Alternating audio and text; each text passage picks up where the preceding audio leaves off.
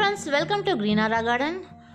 Friends, ரீசெண்டாக பார்த்தீங்கன்னா வீட்டுக்கு 2 ரோஸ் செடி வந்து வாங்கியிருந்தோம். ஸோ நான் ஆல்ரெடி சொன்னேன் இல்லைங்களா, நம்மளோட கோல்டன் ஹார்வெஸ்ட் நர்சரி ஷாப்பில் வந்து நிறைய ரோஸ் செடியுமே வந்து அவைலபிளாக இருக்குது. இந்த வீடியோவை போடுறதுக்கான இன்னொரு காரணம் என்ன பார்த்தீங்கன்னா, நிறைய பேர் வந்து அந்த 7 days ரோஸை பற்றி நான் கேட்டுகிட்டே இருந்தீங்க ஃப்ரெண்ட்ஸ். அவங்கக்கிட்ட இப்போயுமே அவைலபிளாக இருக்குது. இப்போ அந்த செடியோட ரேட்டு பார்த்தீங்கன்னா உங்களுக்கு 60 ரூபா ரேஞ்ச். அந்த பேக்கெட் கொஞ்சம் பெருசாக இருக்குது. ஸோ அதனால் வந்து ஒரு 60 ரூபா ரேஞ்சில் வந்து அவங்க கொடுத்துட்ருக்காங்க ஃப்ரெண்ட்ஸ். உங்களுக்கு ஒருவேளை அந்த 7 days ரோஸ் வாங்கணும் அப்படின்னா அவங்களோட அட்ரஸ் அண்ட் ஃபோன் நம்பர் வந்து நான் டிஸ்கிரிப்ஷன் பாக்ஸில் கொடுக்குறேன். தேவைப்படுறவங்க செக் பண்ணி பார்த்துக்கோங்க ஃப்ரெண்ட்ஸாக.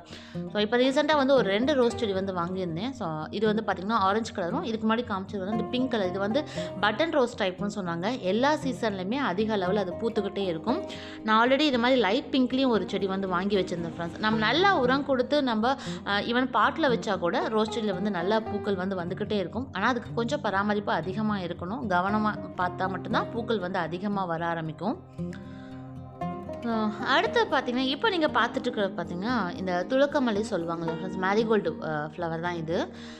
இதில் வந்து நிறையா வெரைட்டி இருக்குது. ஆனால் இந்த பூவை பாருங்கள், ரொம்ப வித்தியாசமாக இருக்குது. அது ஒவ்வொரு இதுலையுமே நல்லா நெருக்கமாக இருக்குது. பார்க்குறதுக்கே ரொம்ப அழகாக இருந்தது. நம்ம செவ்வந்தி பூவெல்லாம் பூத்தா எப்படி இருக்குமோ அதே மாதிரி டைப்பில் தான் இந்த பூவுமே இருக்குது ஃப்ரெண்ட்ஸு.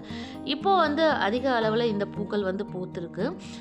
இதுவும் வந்து எப்படி நம்ம வளர்த்துறது அப்படிங்கிறதுக்கான டிப்ஸும் வந்து நான் அடுத்த வீடியோவில் வந்து ஷேர் பண்ணுறேன். ரொம்ப சிம்பிள் தான். இதோட பூக்களை நம்ம எடுத்து காய வச்சு நம்ம ஒரு சின்ன பாட்டில் போட்டு வச்சா கூட போட்ட அத்தனை விதைகளுமே நம்மளுக்கு வந்து செடியாக வந்து முளைக்கும். ஸோ அதுக்கான டிப்ஸ் நான் கண்டிப்பாக அடுத்த வீடியோவில் உங்களுக்கு நான் ஷேர் பண்ணுறேன் ஃப்ரெண்ட்ஸ். அடுத்து நீங்கள் இப்போ பார்த்துட்டு இருக்கிறதும் பார்த்தீங்கன்னா நம்மளோட அந்த பன்னீர் ரோஸ், ரோஜா மாலை கட்டுறதுக்காக பயன்படுத்தக்கூடிய அந்த ரோஸ் வெரைட்டி தான் ஃப்ரெண்ட்ஸ். ஆனால் உண்மையிலுமே அந்த செடி பக்கத்தில் போகும்போதே அவ்வளோ ஒரு வாசனையோடு இருந்தது. கண்டிப்பாக நீங்கள் வந்து பன்னீர் ரோஸ்லாம் வாங்கி வளர்த்தா இந்த மாதிரியான நாட்டு பன்னீர் ரோஸ் வாங்கி நீங்கள் வீட்டில் வச்சு பாருங்கள். அந்த கார்டனுக்கு நீங்கள் என்ட்ரனாலே நல்ல ஒரு வாசனை வந்துக்கிட்டே இருக்கும். ஸோ அடுத்து சும்மா இந்த ஒரு கிளிப்பிங்கை வந்து ஆட் பண்ணேன். அதாவது அம்மா வீட்டு தோட்டத்தில் பார்த்திங்கன்னா ஒரு தேனி வந்து கூடு கட்டியிருந்தது. ஸோ அதை வந்து பார்க்குறதுக்கு ரொம்ப அழகாக இருந்தது. அதை வந்து வீடியோவாக கேப்சர் பண்ணலாம் அப்படின்னு தான் இதை வந்து ட்ரை பண்ணோம். ஸோ பாருங்கள், அந்த தேனியெல்லாம் எப்படி அதோட ஒரே ஈவனாக அங்கே உட்காந்துருக்கு அப்படின்னு. ஸோ இவ்வளோ க்ளோஸ்அப்பில் பார்த்தது இதுதான் ஃபஸ்ட் டைமு. கொஞ்சம் பயமாகவும் தான் இருந்தது.